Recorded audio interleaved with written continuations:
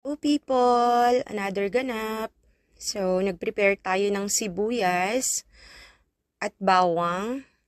So, meron tayong tamarind mix dito. Original yung pinili ko dahil isda yung aking iluluto. So, eto na. Magsisigang tayo ng ating salmon head for lunch. So, nalinisan ko na yung ulo ng salmon dyan. At nag-prepare na rin ako ng ating sabaw. Pinakulo ko ng ating sabaw dyan habang naghihintay. Dahil nga pala sa mahal ang gulay, kaya eto lang yung naging option kong ilagay ang ating okra, kangkong, kamatis, at syempre siling pansigang.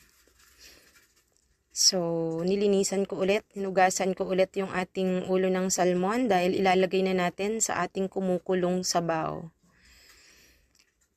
Ayan. So, fast forward, kulong-kulo na siya. Kaya, ready na ring ilagay ang ating ulo ng salmon. So, eto na siya.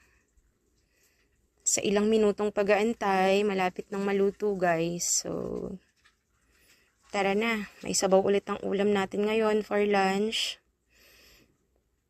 Mag-aantay na lang tayo ng ilang minutes at kakain na tayo.